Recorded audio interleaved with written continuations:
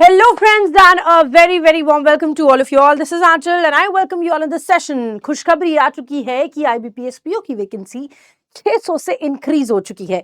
मतलब अब हमारे पास 7300 से भी ज्यादा वैकेंसीज हैं, जिसमें अभी और बढ़ने की भी संभावना है। एग्जामिनेशन होने में लगभग हमारे अब बचे हुए हैं 30 दिन, लगभग 30 दिन। और अब हमारा वो समय आ चुका है कि हम इन 30 डेज में, लास्ट 30 डेज में क्या करें कि आपका जो कॉन्फिडेंस इधर उधर डगमगा रहा है, क्योंकि देखो एग्जामिनेशन आने के टाइम हम लोग बहुत सारे मॉक्स देते हैं और बहुत सारे मॉक्स देने के टाइम बहुत सारी गलतियां होती है, और बहुत सारी गलतियां होती है तो बहुत सारी दिक्कतें हैं जो हम अपने दिमाग में बैठा के बैठ जाते हैं कि अरे यार मेरे तो मॉक्स नहीं, अरे यार मैंने वही वाला प्रैक्टिस किया है तो कैसे होगा, ये वाली चीजें। इन सभी चीजों को निजात पाने के इन सभी चीजों से निजात पाने के लिए हमने एक छोटा सा बहुत प्यारा सा टाइम टेबल आपके लिए बनाया है, जो कि 30 डेज का डे बाय डे का प्लान है। सही टारगेट रखकर, अच्छी स्ट्रैटेजी अपनाकर और कंसिस्टेंट प्रैक्टिस के साथ, ये 3 चीजें ही रिक्वायर्ड है ना। आप अपने कॉन्फिडेंस को बेहतरीन बना सकते हैं और अपने सक्सेस की जर्नी को बहुत छोटू सा बना सकते हैं। अब छोटू सा क्या बनाना, 30 डेज की बची ही है ना।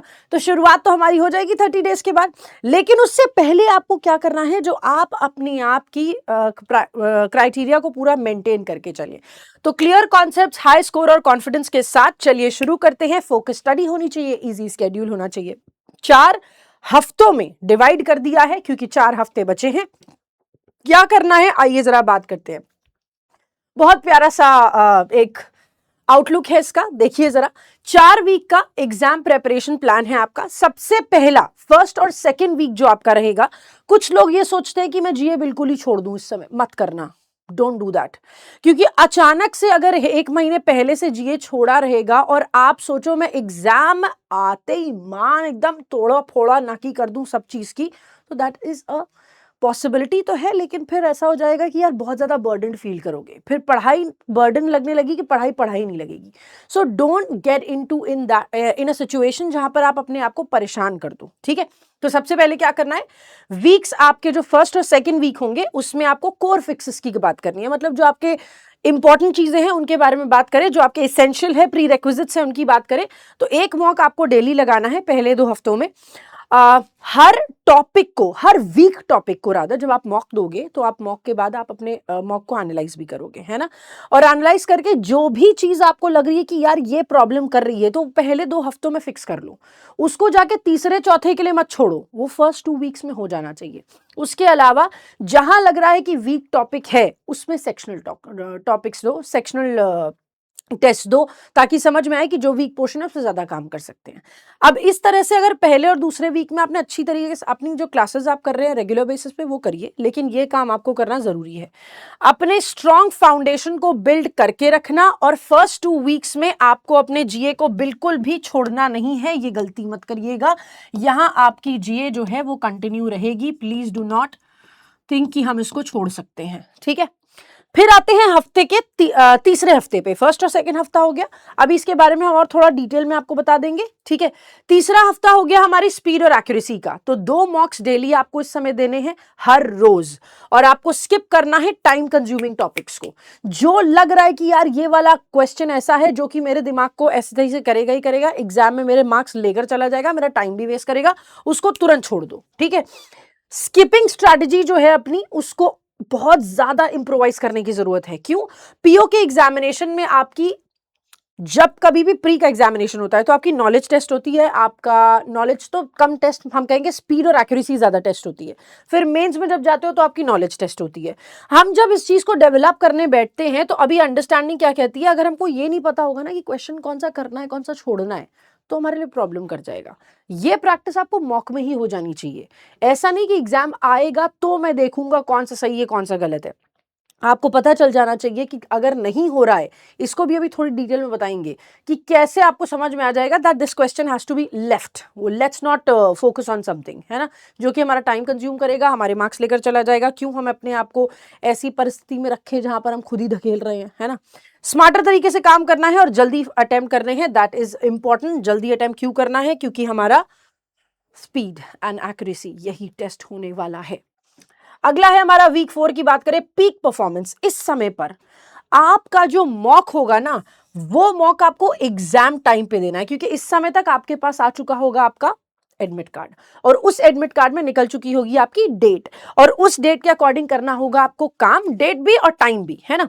तो उसी डेट और टाइम के अकॉर्डिंग जब आप वर्क करोगे अपने अंडरस्टैंडिंग को डेवलप करने के लिए, तो आपको समझ में आना चाहिए उस समय पर, जिस समय आपका एग्जामिनेशन है उससे एक हफ्ते पहले से जब आप उसी टाइम पर प्रैक्टिस करना शुरू कर दोगे, तो आपका दिमाग उस समय एक्टिव रहना शुरू कर देगा। वो आपके एग्जामिनेशन में अल्टीमेटली जाके आपको हेल्प करेगा। तो एक मॉक जिस समय आपका एग्जामिनेशन शेड्यूल्ड है ना, रिपोर्टिंग टाइम नहीं, रिपोर्टिंग टाइम के 1 घंटे बाद पेपर होएगा, तो रिपोर्टिंग टाइम के बाद आपका उस टाइम दिमाग बहुत एक्टिव होना चाहिए, तो उस टाइम का एक मॉक सेट कर लेना, फॉर्मूला रूल्स के रिवीजन कर लेना। नए कोई टॉपिक्स को कोई भी हाथ नहीं लगाएगा चौथे हफ्ते में, ये गलती मत करिएगा। अब पहले हफ्ते में जैसे हम बात कर रहे थे, फर्स्ट वीक में और सेकंड वीक में हमें क्या करना है, तो सबसे पहली चीज एक मॉक फुल लेंथ प्रीलिम्स का हर मॉर्निंग को देना है, ये तो बात बता ही चुके हैं। डीप एनालिसिस करना है, 1 से 2 घंटे आपको जो मॉक आपने दिया है उसको एनालाइज करने में। चलो 1 घंटा आपने लगा दिया ना, अब 1 घंटा जो बचा है आपके पास, एक काम करना, जो प्रीवियसली गिवन मॉक है ना उसको रीअटेम्प्ट करना। उससे क्या होगा कि पहले जो आपने गलतियां करी थी उससे आप सीख के आए हो या नहीं सीख के आए हो, ये आपको पता चलेगा। ठीक है, तो 1 घंटा अगर आप डीप एनालिसिस कर ही रहे हो, है ना, तो जैसे आपने 1 से 1.5 घंटा दे दिया अपने एनालिसिस को, है ना, तो आप एक घंटा और निकाल के आप क्या करोगे, रीअटेम्प्ट करोगे एक प्रीवियसली गिवन मॉक को। ठीक है, प्रीवियसली गिवन मॉक को। इससे क्या होगा, आपको अंडरस्टैंडिंग डेवलप होगी कि जो काम आप कर रहे हैं उसमें आपको इंप्रूवमेंट मिल रही है या नहीं मिल रही है। ठीक है, फिर है कॉन्सेप्ट फिक्सेस। अब जैसे ही आपको पता चल गया, आपने मॉक दे दिया, आपने एनालिसिस कर लिया, वैसे ही आपका एक अंडरस्टैंडिंग और जो डेवलप होनी चाहिए, जो कि काफी जरूरी है, दैट इज कॉन्सेप्ट फिक्सेस। हमें हमारी वीकनेसेस का पता चल जाएगा जहां पर हम एनालिसिस पे समय देंगे, उसी में आपको आफ्टरनून का समय यूटिलाइज करना है। सुबह सुबह दे दो, ठीक है, आफ्टरनून का टाइम रियलाइज करना, कैसे बोलते हैं, यूटिलाइज करना है ड्रिल करने के लिए उन चैप्टर्स को जो कि आपके वीक है, क्योंकि एक पहले और दूसरे हफ्ते में आप फिक्सेस पे काम कर सकते हो। ठीक है, उसी में ही आप सारी प्रॉब्लम्स के ऊपर काम कर सकते हो। करंट अफेयर्स की बात करें तो करंट अफेयर्स आपका अभी कंटिन्यू रहेगा, जैसे हमने बोला है 1 घंटे का समय आपको कम से कम देना है। पिछले 5 महीने की न्यूज को मेंस के लिए प्रिपेयर करते करते 1-1 घंटे का समय देते रहो। ठीक है, पिछले 5 महीने की, अब जो करंट अफेयर्स पढ़ रहे होगे तो पढ़ ही रहे होगे, लेकिन पिछले 5 महीने की भी रिवाइज करते रहना, क्योंकि एकदम से जब मेंस आ जाएगा तो एकदम से सब चीज प्रिपेयर नहीं हो पाएगी रिजल्ट होने के बाद, है ना। उसके बाद बात कर रहे हैं वीक 3 की।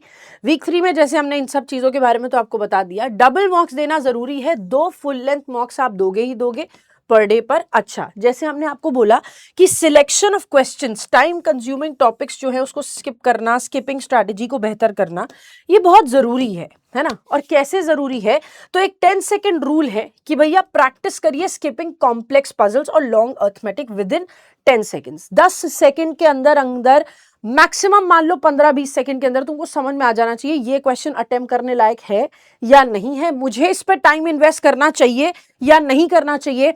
इस पे समय लगाकर अगर मैं क्वेश्चन अटेम्प्ट करता भी हूं या करती भी हूं, तो क्या ये मुझे उतने मार्क्स देकर जाएगा जितना समय मैं इस पे लगा रहा हूं या लगा रही हूं, या फिर यही टाइम मैं कहीं और यूटिलाइज करके मार्क्स को ज्यादा अच्छी तरीके से फिक्स कर सकता हूं, राइट।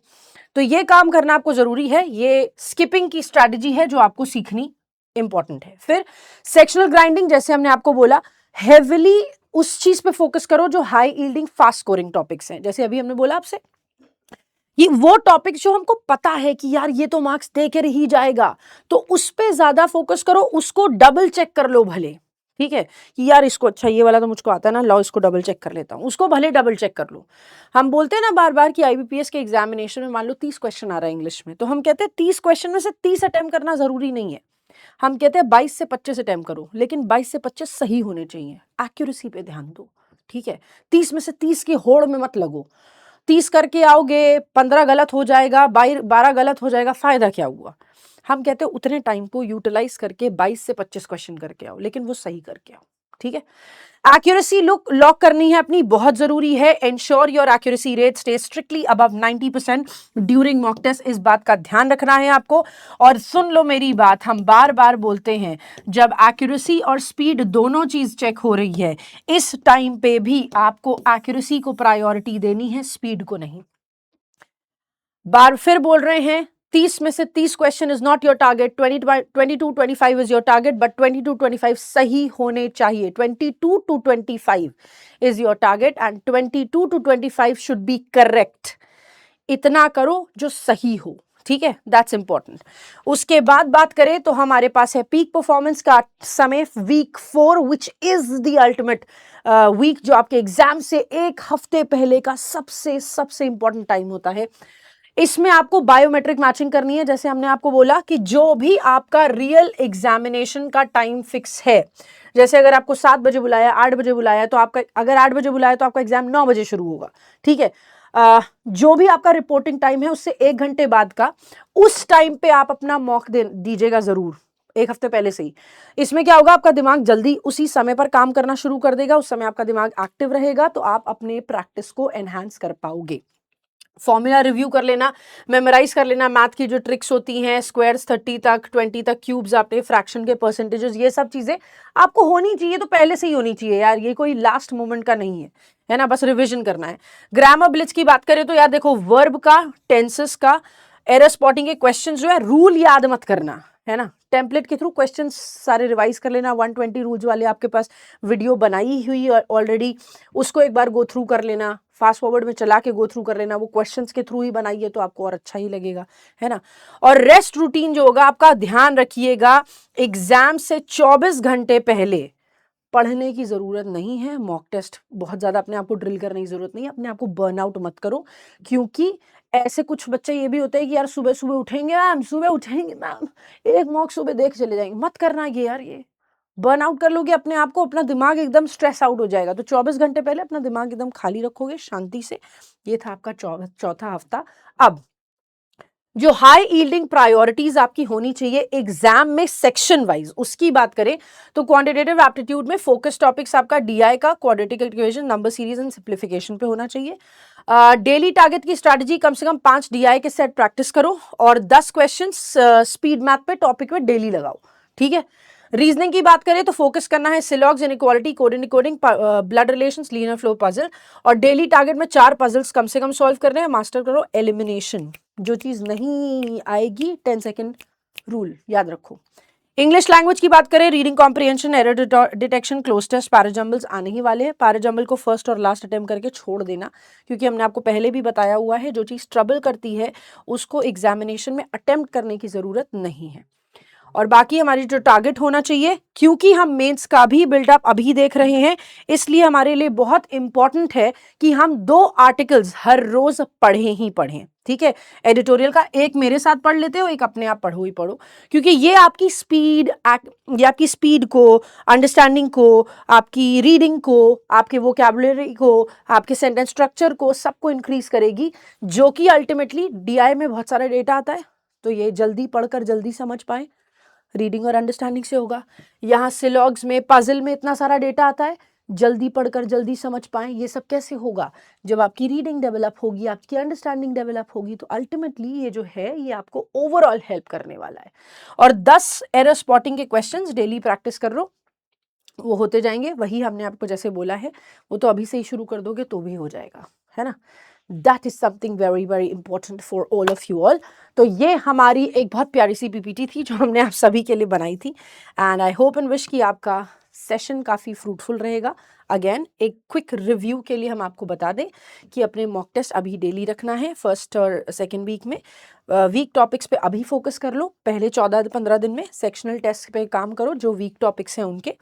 2 मॉक टेस्ट आपको डेली रखना है। यहाँ तक जीए आपको कंटिन्यू, जीए तो यहाँ भी कंटिन्यू कर सकते हो, मतलब जीए को एग्जाम से मेरे हिसाब से 7 से 10 दिन पहले छोड़ दो बस, उसके बाद तो आपको पूरा फोकस इस पे करना है। स्किपिंग हमको बहुत अच्छे से प्रैक्टिस करनी आनी चाहिए, नए टॉपिक पे ध्यान नहीं देना, ये बहुत इंपॉर्टेंट है, इसका खास ध्यान रखिएगा। जैसे ही आपका एडमिट कार्ड आ जाए, आप उस टाइम पे प्रैक्टिस जरूर से करना शुरू कर दें। एंड लास्टली ये चीज़ों पे ध्यान रखते हुए इनका प्रैक्टिस करना है ताकि आपके प्रोविजन आपके सिलेक्शन के जो चांसेस हैं वो बहुत ज़्यादा बढ़ जाएं। ठीक है, बाकी हमारा ये टेलीग्राम चैनल है, आप इसको ज्वाइन कर सकते हो इस QR कोड की मदद से या फिर नाम को सर्च करके। Thank you for joining me here, all the very best guys. ये एक महीना आपका इतना इतना ज़्यादा फ्रूटफुल रहे कि आपका ये जर्नी जल्दी से जल्दी सिलेक्शन की जर्नी बन जाए। And all the very best. अच्छे से काम करो, खूब मेहनत करो ताकि ये साल सिलेक्शन का साल बने। Thank you, bye bye, take care.